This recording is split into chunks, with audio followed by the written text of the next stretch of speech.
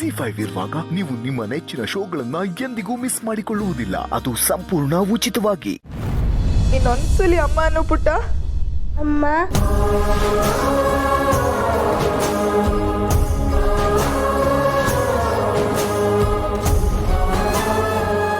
ರೀ ಕೇಳಿದ್ರ ನನ್ನ ಮಗು ಅಮ್ಮ ಅಂತಿದ್ದಾಳೆ. ಎಲ್ಲಿ ಪುಟ್ಟ? ಅಪ್ಪನ ಹತ್ರ ಹೋಗು. ಬಂಗಾರ ಅಪ್ಪ ಅನ್ನು. ಅಪ್ಪ.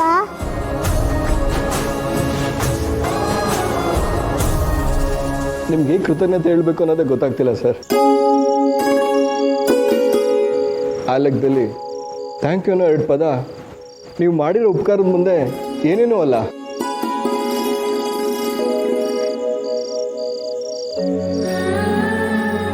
ಇನ್ಫ್ಯಾಕ್ಟ್ ಕೆಲವೊಂದು ಉಪಕಾರಗಳಿಗೆ ಬೆಲೆನೇ ಕಟ್ಟಕ್ಕಾಗಲ್ಲ. ನನ್ನ ಮಗು ಮತ್ತೆ ನನ್ನ ಮಡ್ಲು ಸೇರೋ ಹಾಗೆ ಮಾಡಿದಿರ. ನಿಮ್ಮ ಈ ಉಪಕಾರ ನಾನು ಉಸಿರಿರೋವರೆಗೂ ಮರೆಯಲ್ಲ. ಇವಳ ಬಾಯಲ್ಲಿ ಅಮ್ಮ ಅಂತ ಕರ್ಸ್ಕೊಳ್ಳೋಕ್ಕೆ ಎಷ್ಟು ವರ್ಷದಿಂದ ಕಾಯ್ತಾ ಇದ್ದೀನಿ ಗೊತ್ತಾ? ಈ ಮಗು ಜೊತೆ 4 ದಿವಸ ಇದ್ದಿದ್ದಕ್ಕೆ ನಾನೇ ಈಟನ್ನು ಹಚ್ಕೊಂಡಿವ್ನಿ ಅಂದರೆ ಇನ್ನು ನಿಮ್ಗೆ ಹೆಂಗಾಗಿರ್ತೀನಿ ಅಂತ ನಂಗೆ ಅರ್ಥ ಆಯ್ತದೆ.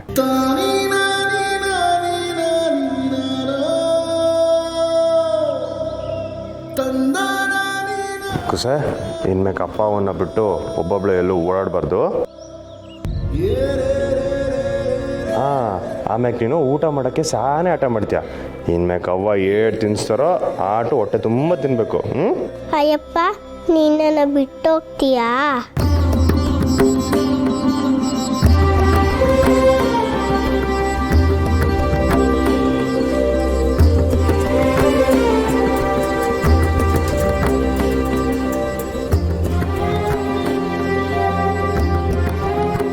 ಶಂಸಿ, ಮಗಿನ ನಿಮ್ತ ಸೇರಿಸ್ತಾ ಅನ್ನೋ ನೆಮ್ಮದಿ ಇದ್ರೂ ನನ್ನ ಮನಸ್ಸನ್ನೇ ಯಾರಿಗೋ ಕೊಟ್ಟಂಗೆ ಅನಿಸ್ತೈತೆ.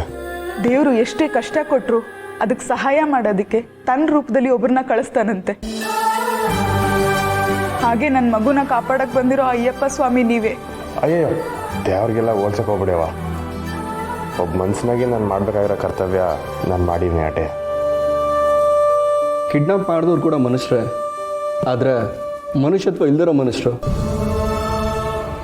ನಾವು ನಿಮ್ಮನ್ನು ದೇವ್ರಿಗೆ ಹೋಲಿಸ್ತಿರೋದು ನಿಮ್ಗಲ್ಲ, ನಿಮ್ಮೊಳಗಿರೋ ಮನುಷ್ಯತ್ವಕ್ಕೆ.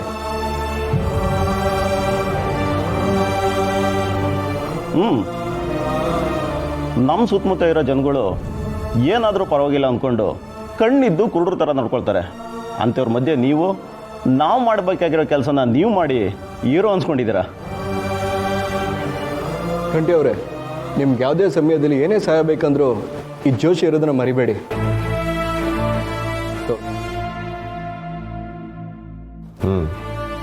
ಸಹಾಯ ಬೇಕು. ಏನು ಬೇಕು ಕೇಳಿ. ನಿಮ್ಮ ಮಗಳನ್ನ ನೋಡಬೇಕು ಅನ್ನಿಸ್ದಾಗೆಲ್ಲ ನೋಡಕ್ಕೆ ಬಿಡಬೇಕು. ನೀವು ನನ್ನ ಮಗಳಿಗೆ ಹೊಸ ಜೀವನ ಕೊಟ್ಬಿಟ್ರಿ. ಇಲ್ಲವ, ಈ ರಾಗ ನನ್ನ ಬದುಕಿಗೆ ಹೊಸ್ತನ ಕೊಟ್ಟವಳೆ. ಸರಿ, ನಾವೇನು ಬರ್ತೀವಿ. ರಾಗ ಬರ್ತೀವಿ. ಬೇಡ ಅಯ್ಯಪ್ಪ.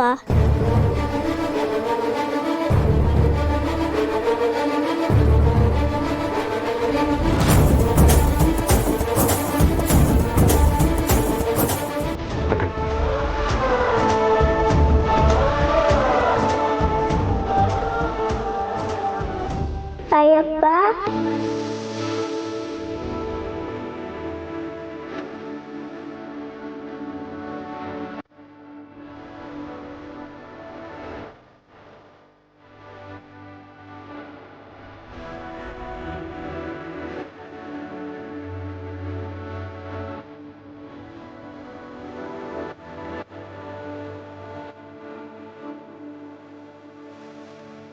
ಬಂಗಾರ, ನೀನು ನಿನ್ನ ತೊದಲು ಮಾತು ಜೇನಿಗಿಂತ ರಸಿ, ನಾನು ಅದನ್ನು ಯಾವತ್ತೂ ಮರೆಯೋಕ್ಕಿಲ್ಲ.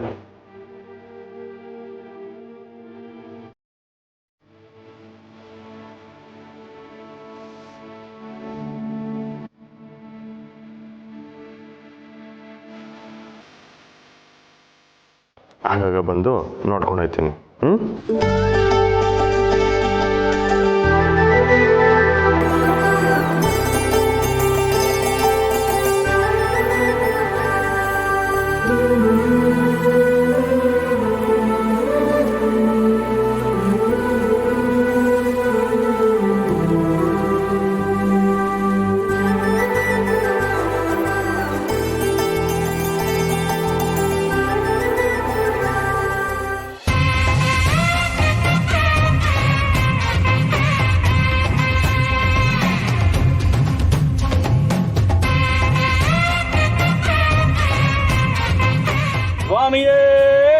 ಶರಣಮಯ್ಯಪ್ಪ.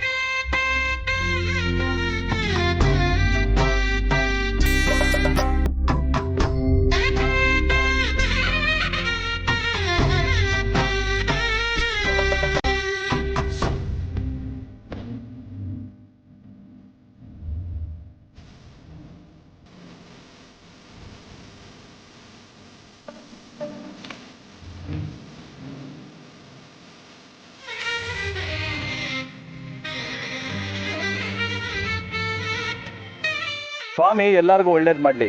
ಹೋಗಿ ಬನ್ನಿ. ಸ್ವಾಮಿ ಶರಣ.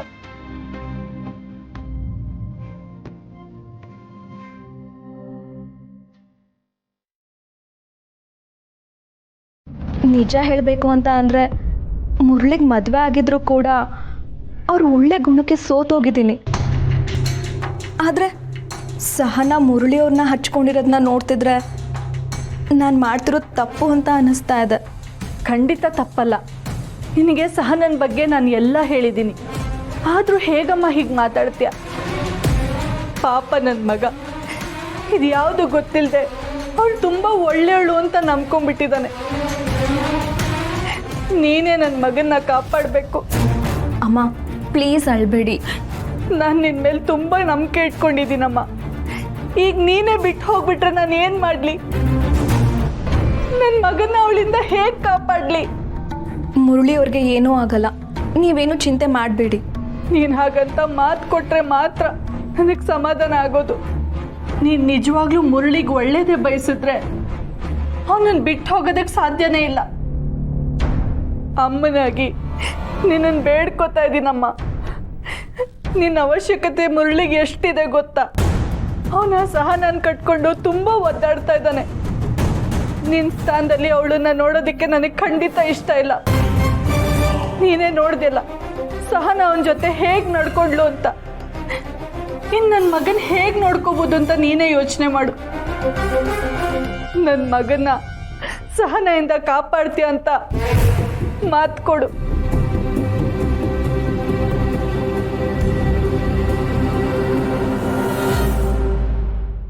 ZEE5 ಆಪ್ ಡೌನ್ಲೋಡ್ ಮಾಡಿ ಎಲ್ಲಾ ಸಂಚಿಕೆಗಳನ್ನು ಸಂಪೂರ್ಣ ಉಚಿತವಾಗಿ ನೋಡಿ.